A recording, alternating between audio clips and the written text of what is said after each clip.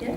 Hello, I'm Michelle Boheemen, and I'm going to present to you an article by Handgraaf and others. It's called Public Praise versus Private Pay, Effects of Feedback and Rewards on Energy Conservation in the Workplace. The topic and the goals of this study are following. Nowadays, a lot of attention is paid to possible solution of the rising levels of CO2 and the environmental issues. Technological innovations can play a role in reduction of CO2. However, I think that a big role is assigned to the consumer himself, and that a big behavioral change is necessary for reducing CO2. There is a lot of research done in the field of behavior. However, little research is done in the field of behavioral changes concerning environmental issues. This study examines whether monetary or social rewards are more effective, and whether private or public feedback are more effective in changing behavior. The results of this study can provide information to make the intervention toolkit of policymakers more effective. Nowadays, policymakers mainly focus on the economic cost-benefit analysis approach. I think that comes along with the monetary rewards as a condition. However, as the study will show, and the background information, that this can have negative side effects. The background of the study, like I said before, behavioral change is necessary for reduction in CO2 emission, and that monetary incentives can have negative and side effects. However, monetary incentives are the most used. They're even more used than social incentives. However, several critical notes can be made on concerning the monetary incentives. It can be said that monetary incentives crowd out and replace moral and ethical issues. Second note is to be made that moral issues are changed. Like you can see environmental issues as a moral issue, but by placing a monetary incentive on this issue, it is replaced by an economic trade-off with a small monetary gain. Also, Handgraaf and others say that this kind of inferences strengthen the norm of self-interest, and it implicates that other people are only motivated by monetary rewards. What is more effective are disjunctive and descriptive norms. This leads people to behave in a way that is socially accepted and avoid behavior that is disapproved. This comes along with the social comparison theory by Festinger.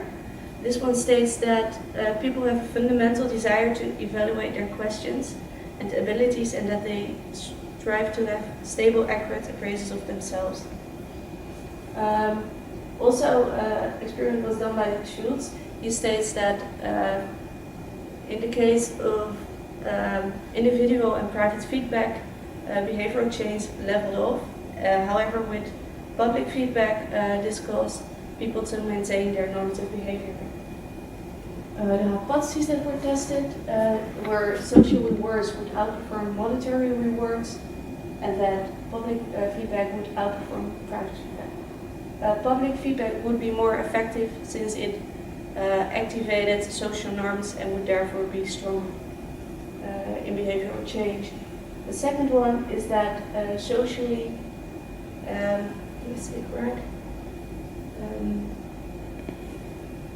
also that social rewards were motivated people more to change their behavior, and that public feedback stimulated social interaction more than private feedback, and would therefore also be stronger. The method that were used, the data was they got from the participants worked all in the same firm, and the energy consumption during work time was measured. This data was used to do a factorial design in which 4 conditions were tested: social reward, public feedback; social reward, private feedback; monetary reward, public feedback; and monetary reward, private feedback. Also, a control group was used to function as a baseline. Also, a t-test was used to compare all means in the different conditions to see which one had a significant result.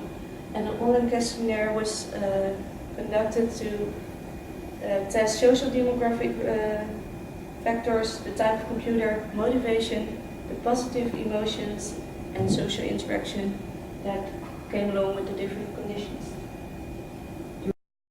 Okay, I'm sorry, the battery of my camera was empty, so we will continue this way. The results again, the factorial design. You can see that the private monetary condition even was counterproductive. From the graph you can also see that the social conditions were much higher and much more effective than the monetary condition. Also you can see that the public conditions were more effective than the private conditions. For the t-test, the means of the different conditions were compared with each other. In the first 2 comparisons, the differences of the mean were significant. In the last 2, it was not significant. This also indicates, like the graph that I showed before, that the social rewards significantly affect behavioral change. The results of the online questionnaire were as following. The public feedback led to a higher motivation to conserve, to improve their energy conservation than private feedback. Also, social rewards led to more positive emotions after receiving the energy saving reports than the monetary rewards. A last conclusion can be drawn with respect to the social interaction. This is that public feedback caused more social interaction than did private feedback. And the conclusions, like I said before, the social rewards were more effective than the monetary rewards, and the public feedback was more effective than the private feedback. This is the same as the predictions of the goal framing theory by Lindenberg and Steg. This theory posits that strategies focusing on normative aspects of pro-social behavior are more effective than strategies that focus on material and hedonic aspects. Yeah.